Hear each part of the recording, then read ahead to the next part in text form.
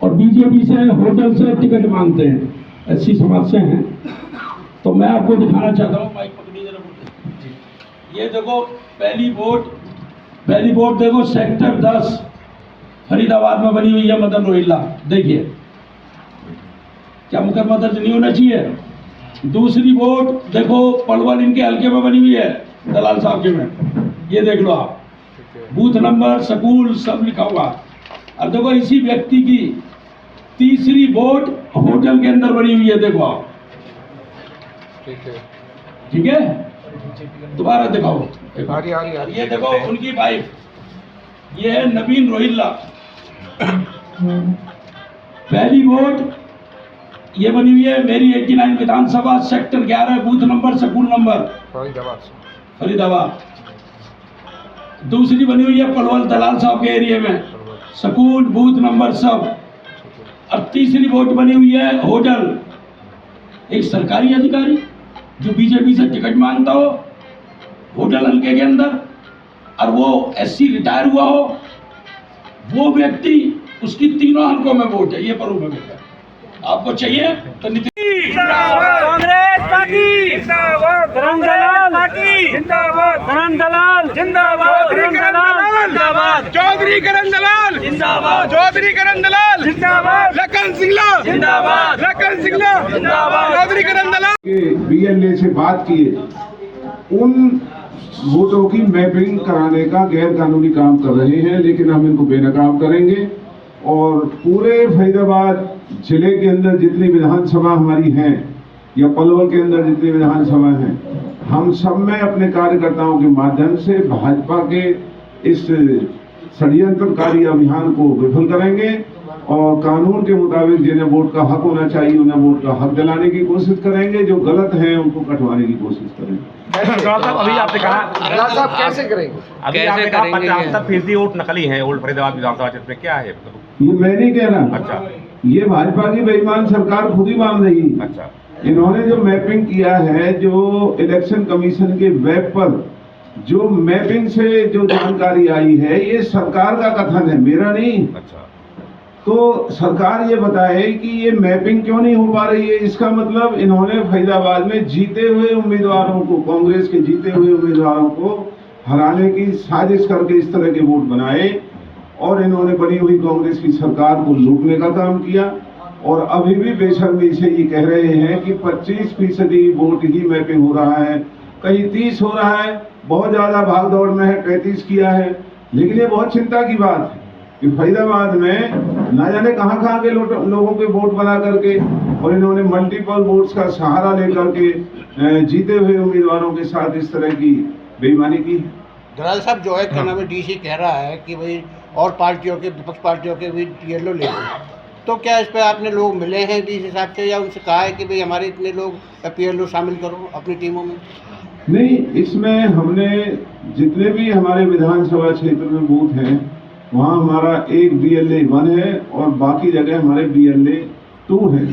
और अगर मान लीजिए उनमें कोई BLA ठीक काम नहीं कर रहा है, बीमार है या बाहर गया हुआ है या मजबूरी है, तो हमने उनकी जगह दूसरों का नाम दिया है। और इसके अलावा BLA के अलावा भी, जैसे नितिन जी को मैंने ये कहा है कि यूथ कांग्रेस के जो हमारे कार्यकर्ता जो BLA 2 नहीं भी हैं वो भी जाएं, जो RWA हैं हम उनके पास भी जाएं, वो भी इसमें हमारी मदद करें, उनकी भी हम सहायता मांगेंगे। जो सामाजिक संस्थाएं हैं उनकी भी हम सहायता मांगेंगे। और अभियान एक शिकायत आ रही है कि बीएलओ कई बार किसी दबावशील या फिर प्रभावशाली आदमी के घर बैठ जाता है, पार्क में बैठ जाता है, सबको कहता है जी पार्क में बैठ जाओ, घर आ जाओ। मतलब डोर टू डोर जाने का उनको काम दिया गया है कि डोर टू डोर जाओगे, उसको मुआयना करोगे, लेकिन वो एक जगह बुला लेता है। फिर इसके लिए कैसे करेंगे आप सब? ये शिकायतें जगह जगह हैं, लेकिन BLO ज़्यादातर अध्यापक हैं और हम ये उम्मीद करते हैं कि अध्यापक इस तरह की कोई हरकत नहीं करेंगे। लेकिन सरकार का जो कि दबाव है, भाजपा न संविधान की मर्यादाओं को मानती है, न कानून की मर्यादाओं को मानती है, और वो हर जगह बेईमानी और षड्यंत्र के तहत इस तरह की हरकतें करने में माहिर हैं। तो हम ऐसे BLO से मिलकर के उनको चुनौती देंगे और फिर भी अगर वो नहीं मानते हैं तो उन्हें बदलवाने के लिए इलेक्शन कमीशन को, हालांकि इलेक्शन कमीशन आज पूरे देश में भाजपा का एक दूसरा ही पर्यायवाची बना हुआ है। लेकिन कांग्रेस पार्टी अपने आप में दम रखती है। हम उनके दिमाग ठीक करना जानते हैं, लड़ना जानते हैं। अगर कोई अधिकारी सरकार के दबाव में इस तरह की हरकत करेगा तो उन अधिकारियों का भी इलाज करेंगे। ये SIR बीजेपी की साजिश है, लोग कैसे बचे इस साजिश से? इस साजिश से बचने के पड़ाव हैं। जैसे अब पहला पड़ाव अब चल रहा है जो 14 तारीख से चला है, इसमें ये केवल इनॉग्रेशन फॉर्म मांगेंगे और उसमें इन्होंने कहा है भी चाहे आपका फोटो पुराना लगा हुआ लेकिन तुरंत का नया फोटो दें। और 2024 का मिलान यानी मैपिंग 2002 की लिस्ट से करने का ये मुकाम है पहले चरण में। दूसरा जब चरण आएगा तो फिर वोटें बनने और कटने का समय आएगा। और जो तीसरा जो आएगा, जब इलेक्टोरल रोल एक असेंबली सेगमेंट का नोटिफिकेशन के लिए SDM के वहां रखे जाएंगे तो उसमें फिर हमें 15 दिन का टाइम मिलेगा। भाई फाइनल तौर पर ये वोटर लिस्ट बन चुके हैं, अगर आपको शिकायत है तो इनमें शिकायत कर सकते हैं। तो हमारी तैयारी ये है कि हम अब BLO के सतह पर यहाँ भी इनको कंटेन करेंगे, इनकी रोकाथामी करेंगे और जो हमसे बच जाएंगे उन्हें जब इलेक्टोरल रोल वहाँ पब्लिकेशन के लिए आएंगे तो वहाँ भी हम बाकायदा लिख करके देंगे।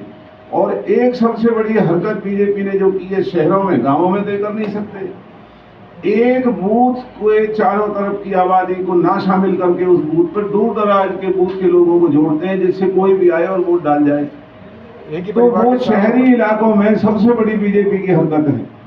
तो हम लिख करके बाकायदा ये भी देंगे कि भाई इस बूथ पर फला इलाका नजदीक पड़ता है, औरतों को, बच्चों को, बुजुर्गों को आने में आसानी होगी, सड़कें पार नहीं करनी पड़ेंगी, दूर दराज से नहीं आना पड़ेगा, उसका भी हम लिख करके देंगे। और बूथ का पुनर्निर्माण, वोट का तो है ही, इसमें बूथ का पुनर्निर्माण भी कराने के लिए हमारे कार्यकर्ता पूरी ताकत लगाएंगे।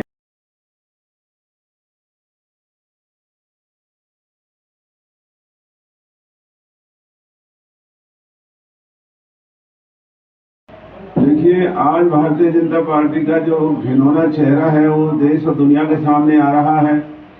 किस तरीके से एक व्यक्ति के, अपनी पार्टी के लोगों के 30 नहीं 100 उनके नाम इलेक्टोरल रोल में दर्ज है।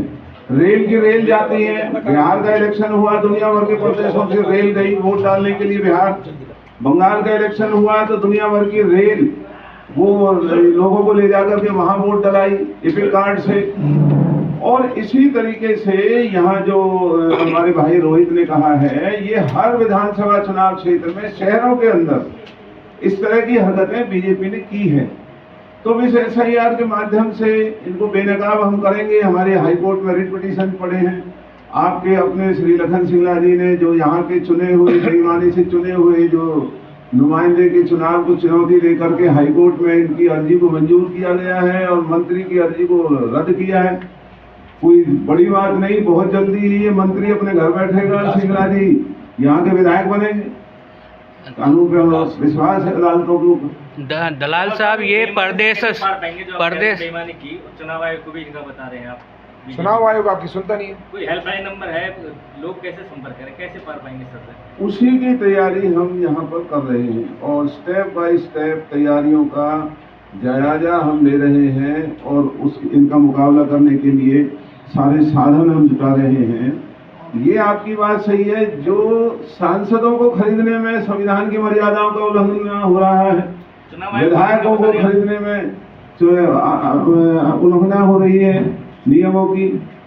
और वैसे हिंदू मुसलमान करते हैं। अभी 2 मुस्लिम विधायकों को बेशर्मी से करोड़ों अरबों रुपए देकर कैसे खरीदा, कहाँ गया इनका वो हिंदू मुसलमान का नारा। और संस्थाओं को और साधनों को देश के जो इन्होंने छीना है, लूटा है।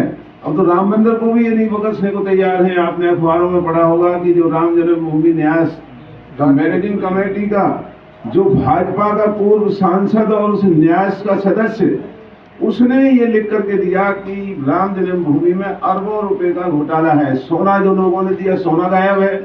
चांदी की ईंट और चांदी के जो आभूषण दिए वो गायब है।